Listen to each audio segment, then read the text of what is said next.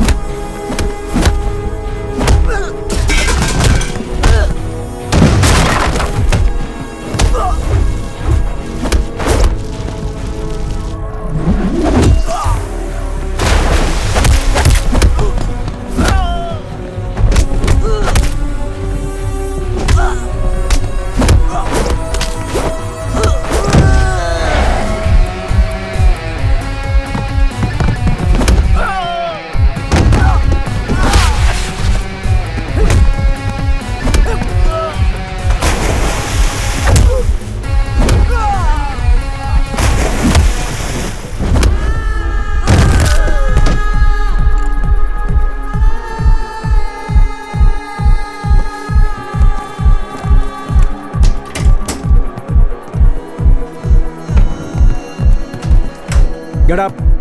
Police, come on, get up.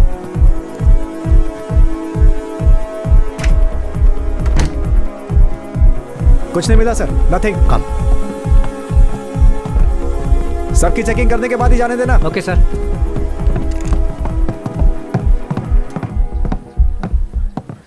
ठीक है, मैं देखता हूँ. Yes, police. Police. Sir, I am Madhusudan Reddy from Hyderabad. What brings you here? Sir, वो मैं अपने दोस्त की बेटी की शादी में आया हूँ. मेरे कुछ दोस्तों ने मुझे बुलाया है. Party, music, I love music sir, but no drugs sir. कसम से सर, मेरा यकीन कीजिए sir. Okay, okay. I'll take a picture. Sure sir. Thank you.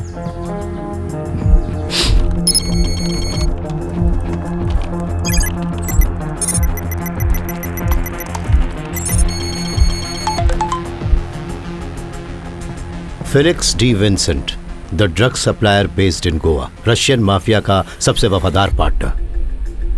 Look mister Matthew, हम एक डील करते हैं. तुमने मुझे कभी देखा नहीं है. Just close your eyes.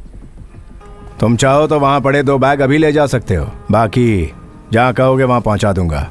मुझे जाने दो, नहीं तो पूरी जिंदगी पछताओगे. सब कुछ बदल जाएगा.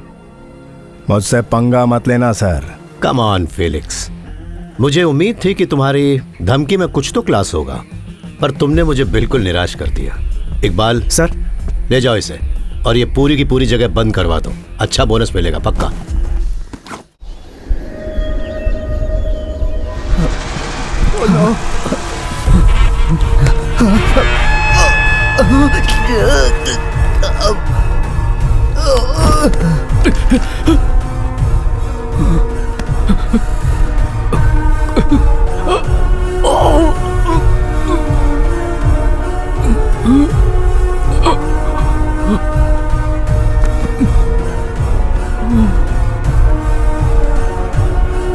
नहीं सर, प्लीज.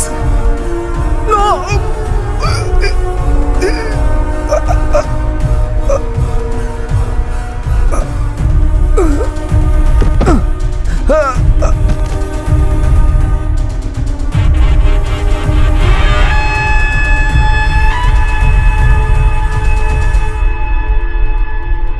कुल 3 लोगों के खून हुए हैं सर. तीनों बड़े आदमी थे. उसमें से एक तो हमारा पुराना कलीग था, रिटायर्ड एसीपी विनोद अब्राहम. असली बात आपको क्राइम सीन देखने के बाद ही पता चलेगा. किसी तरह की जबरदस्ती या हिंसा का नामो निशान नहीं. चेहरों पर ब्लैक मास्क लगाकर तीनों लाशों को बिल्कुल समान दूरी पर रखा गया था. कुछ अजीब है सर. मर्डर, चाहे वो 1 हो या 3, अजीब ही होता है. किसने किसको मारा, किस लिए और कब, ये सारे सवाल बेबुनियाद हैं। इस संसार में इससे ज्यादा अस्वाभाविक और कुछ भी नहीं है कि एक इंसान दूसरे की जान लेने से हिचकता नहीं है। अरब के सभी इत्र की खुशबू भी मेरे हाथों पर लगी खून की दुर्गंध को नहीं मिटा सकती। खून करने के बाद लेडी मैकबेथ ने यही कहा था, आई लव माई शेक्सपियर।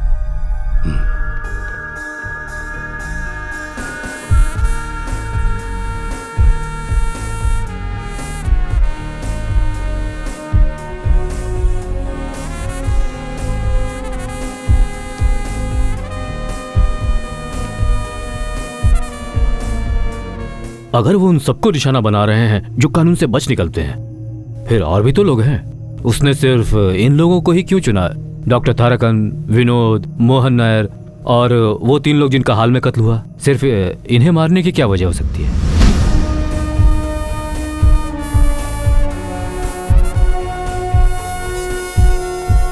इस तहकीकात में आम तरीकों का इस्तेमाल करना बिल्कुल बेकार है सर, क्योंकि यहां होने वाले जितने भी खून हैं इससे पहले ऐसे कभी भी नहीं हुए। 4 मुजरिम जो 2 केसेस से बच निकले, या वो जिन्हें ताकतवर लोगों ने बचा लिया, या काला धंधा करने वाले लोगों की मदद से बच गए। जिन लोगों ने उनकी मदद की उन्हें भी उनके साथ मार दिया गया। पहले केस में जब विनोद शिकार बना था ना, हम लोग थोड़ा हैरान थे, याद है? कत्ल की वजह हमें तब मिली जब दूसरी घटना फार्म हाउस में घटी। वो दोनों जिनका बाद में खून हुआ वो रेप के दोषी थे, पर विनोद की मदद से वो दोनों लोग छूटने में कामयाब हो गए। और दूसरी घटना में भी बिल्कुल ऐसा ही हुआ। इसमें भी there is an odd man out. मशहूर बिल्डर कुमार, उसका कत्ल इस बात की ओर इशारा करता है कि जल्द ही एक और खून होने वाला है।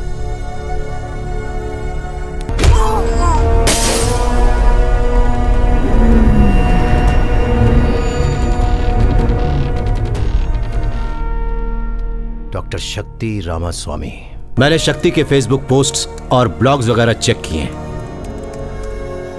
एक महान आदमी जो करप्शन और अन्याय को रोकने की कोशिश कर रहा है, एक अकेला बागी, वो इस तरह के विषयों पर लिखता है। तो तुम्हें लगता है जिस हॉस्पिटल में वो काम किया करता था, 2 गुना जिनका वो साक्षी है, 2 केस जिनमें इंसाफ नहीं मिला, इस वजह से वो खून खराबे पर उतर आया? आप जैसा सोच रहे हैं वैसा बिल्कुल भी नहीं है। डॉक्टर शक्ति मजबूर होकर अचानक किसी का भी खून नहीं करेगा। ये कई सालों की प्लानिंग थी। मेरा मतलब है कि उसके दिमाग में बहुत समय से ये खिचड़ी पक रही थी। ऐसा बोल सकते हैं कि उसकी जानकारी के बिना उसके अंदर कहीं ना कहीं एक बहुत खतरनाक हिंसात्मक जानवर पनप रहा था। यस, जैसा कि आपने बिल्कुल सही अनुमान लगाया। जो भी घटनाएं उसके हॉस्पिटल में काम करने के दौरान घटी, मेडिकल माफिया को लोगों की जान के साथ खिलवाड़ करते हुए उसने देखा। एक क्रूर अपराध जिसे अनदेखा कर दिया गया। 8 बच्चे जिन्होंने मेडिकल माफिया की वजह से अपनी जानें गंवा दी, उनके माता पिता का दर्द और उनका नाकामयाब विद्रोह, इन सब घटनाओं ने शक्तिवेल के अंदर के उस जानवर को बाहर निकाल दिया, ऐसा मुझे लगता है।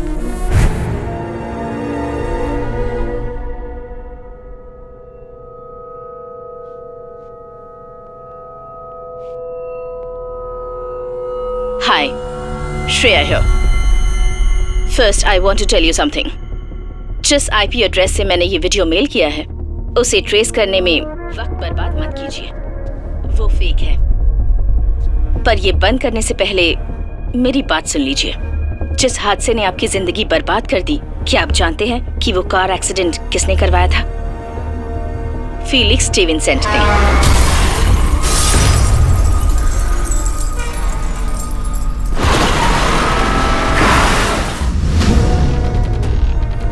कल वो केरला आने वाला है। मैं आपको उसकी लोकेशन भेज रही हूँ। उससे बदला लेने का ये अच्छा मौका है। आप चाहें तो इसका फायदा उठा सकते हैं। उसके जैसे मुजरिमों को सजा मिलनी ही चाहिए।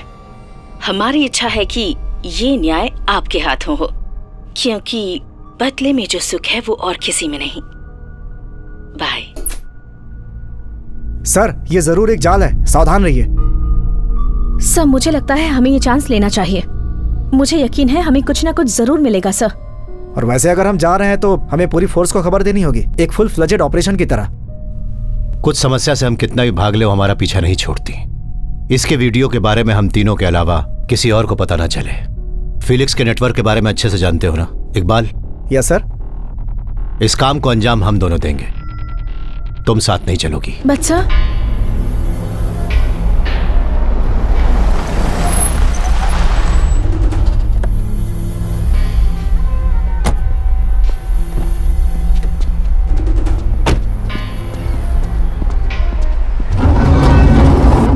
मुझे लगा मैंने तुम्हारी कहानी खत्म कर दी, लेकिन जरा देखो तो, तुम फिर आ गए। पर आए हो किस मकसद से? बदला लेने। पर अब तो तुम पुलिस वाले हो भी नहीं। बेवकूफ, अभी भी मैं पुलिस वाला हूँ।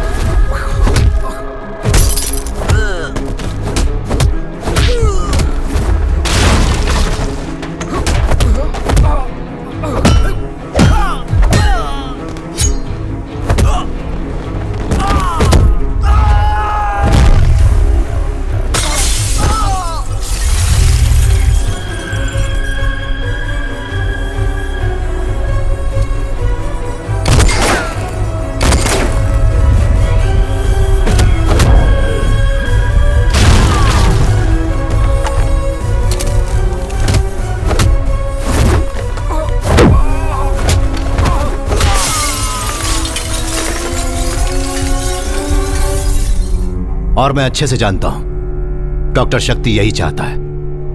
इस आदमी को मैं अपने हाथों से खत्म कर दूं। उसने इसे हमारे सामने लाकर इसीलिए तो खड़ा किया है ताकि मेरे जरिए वो इसको मार सके।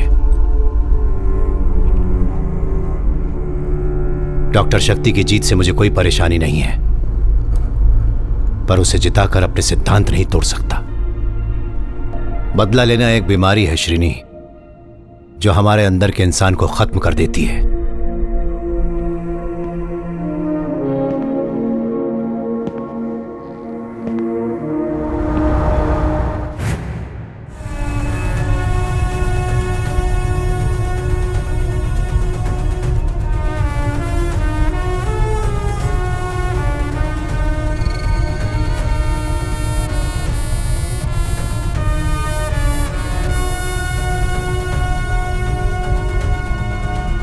हेलो सर, तो हम फिर से मिल रहे हैं। आखिरी बार आपको उस दिन देखा था जब आपकी वाइफ की मौत हुई थी। मैं उसी डिपार्टमेंट में काम कर रहा था। जो मेडिकल टीम उनका इलाज कर रही थी, मैं 1 हफ्ते पहले ही उनमें शामिल हुआ था। जो भी जानकारी हाथ लगे उससे मुजरिम की एक साफ तस्वीर बनाने में आपका जवाब नहीं सर। आपने जब मुझे इतने कम वक्त में ढूंढ निकाला उससे मुझे बिल्कुल हैरानी नहीं हुई, बल्कि आपका मुझे ढूंढना असल में मेरी जरूरत थी। See, I have done my homework.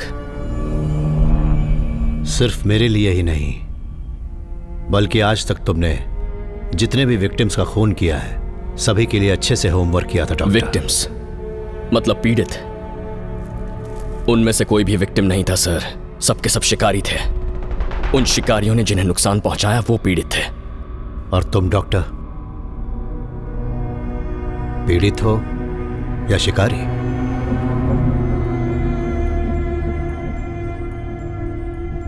मैं दोनों ही हूं। हम सभी में दोनों बसे होते हैं, एक ही पल में पीड़ित, दूसरे में शिकारी। आप पूरी पुलिस फोर्स में सबसे सही इंसान थे, नौकरी छोड़ने तक। एक तरह से आप कानून का प्रतीक हैं। तो आज आपको साक्षी मानकर मैं उस स्टेट पुलिस चीफ को सजा दूंगा, उसने किए हुए घिनौने जुर्म के लिए। घूर क्यों रहे हैं सर? यह इंसाफ देने का मेरा तरीका है। सर, दुनिया में इंसान को सिर्फ एक चीज कंट्रोल कर सकती है, डर। वो डर जो हम सभी के अंदर होता है।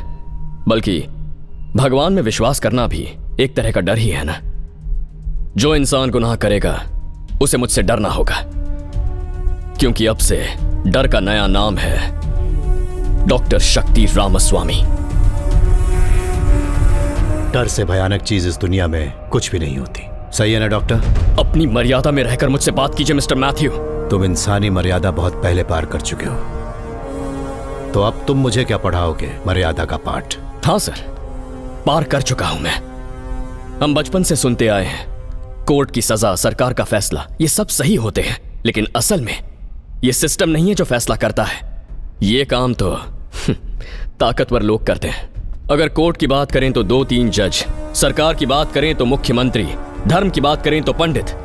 इन सब लोगों का फैसला पत्थर की लकीर बन जाता है और वही कानून होता है। इसीलिए जो भी मुझे सही लगा मैंने वही किया। जिन शब्दों का प्रयोग अभी तुमने किया है, दुनिया के सबसे बड़े डिक्टेटर ऐसे ही शब्दों का प्रयोग करते थे। और मुझे नहीं लगता तुम्हें बताने की जरूरत है कि उनका क्या हश्र हुआ था। कम ऑन सर, हमें भी अभी एक डिक्टेटर की जरूरत है। हमारे देश को जरूरत है कोई मेरे जैसा। गलत लोगों की अंधभक्ति करने से ज्यादा बड़ी बेवकूफी दुनिया में और कुछ नहीं हो सकती। और इसे लगता है यह कानून से बड़ा है। और मुझे बहुत दुख से यह कहना होगा कि यह एक पागल है। मैं पागल हूं? मैं पागल हूं? श्रेया, तुमने सुना इन्होंने क्या कहा? इन्हें लगता है कि मैं पागल हूं। जो लोग पैसे और ताकत का इस्तेमाल करके कानून के हाथों से बच निकलते हैं, तुम उन लोगों को सजा देना चाहते हो? तो फिर तुमने उन 3 बेकसूर पुलिस वालों को क्यों मारा जो डीजी के सिक्योरिटी गार्ड थे? ओह हाँ, वो लोग, वो मैं रोक नहीं पाया। एक अच्छे काम के लिए एक छोटा सा बलिदान। और उन परिवारों का क्या जिन्हें तुमने अनाथ कर दिया? उन्हें न्याय कौन दिलाएगा? तुम्हारा न्याय सीमित है डॉक्टर। और ये लड़की भी तुम्हारे लिए उन्हीं जैसे लोगों की तरह होगी। एक और छोटा सा बलिदान। Mister Matthew, don't cross your limits. अपनी ये चालें मेरे साथ मत खेलिए। जिंदगी एक घिनौना मजाक है डॉक्टर, जीनी पड़ती है। You know that I know it. Yes doctor, I know that you know it. मैं भी अब तक इसी दिन का इंतजार कर रहा था कि कब तुमसे मिलूंगा। इस आदमी का काम था आम लोगों की जान की रक्षा करना, उनके अधिकारों की रक्षा करना, पर इसने ऐसा नहीं किया। एक बहुत ही नेक इंसान था जिसका नाम था खालिद मुस्तफा। इसने मारा उसे। नहीं मैथ्यू, नहीं। उसकी मौत एक राज बनकर रह गई। केस फाइल करने वाला भी कोई नहीं था। कम से कम तुम तो मेरा यकीन करो। जब मुझे लगा मेरा बड़ा नुकसान होने वाला है तो हॉस्पिटल जाकर मैंने खालिद को मार डालने की धमकी दी थी, लेकिन उसकी मौत से मेरा कोई लेना देना नहीं है। वो एक्सीडेंट असली था। मैं सच बोल रहा हूं। मेरा यकीन करो मैथ्यू, प्लीज। पर मुझे तुम पर यकीन नहीं। डॉक्टर, मुझे गुस्सा मत दिलाओ मिस्टर। प्लीज। मैंने कहा मुझे गुस्सा मत दिलाओ।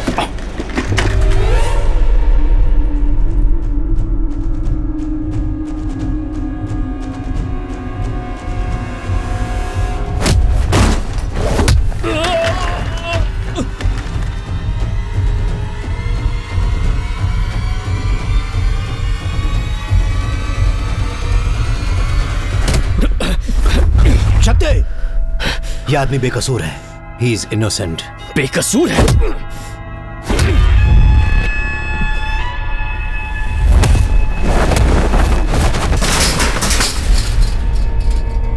डॉक्टर प्लीज, मेरी बात सुनो।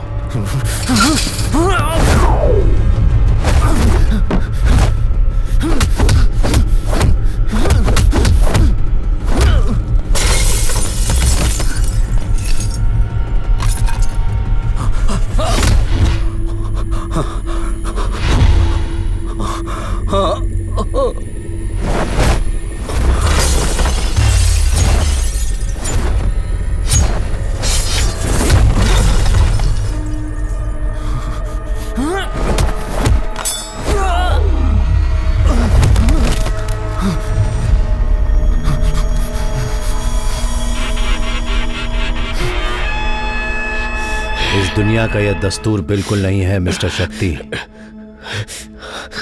कि एक इंसान किसी दूसरे इंसान की जान ले ले। तुमने मुझसे पूछा था ना कि हम में से विलन कौन है, तो हर विलन में एक हीरो होता है और हर हीरो में होता है एक विलन। तुम एक अद्भुत डॉक्टर हो। तुम्हें न्याय की वो समझ है जो दूसरों में देखने को नहीं मिलती। अगर तुम अपना दिमागी संतुलन ठीक कर लो तो बहुत आगे जाओगे।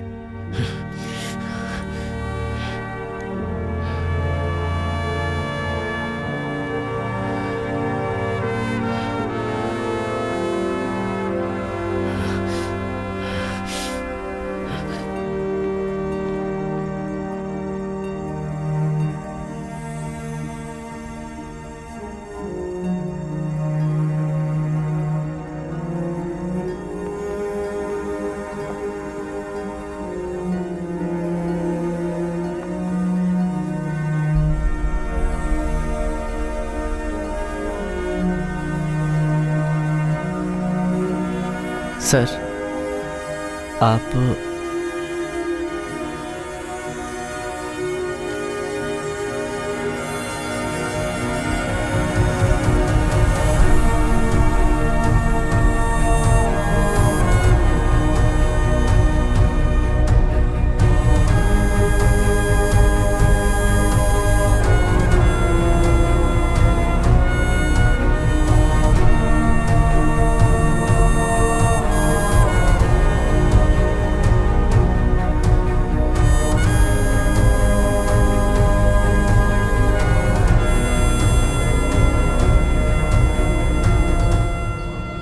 अब आज से शुरू होती है मेरे सपनों की एक नई यात्रा।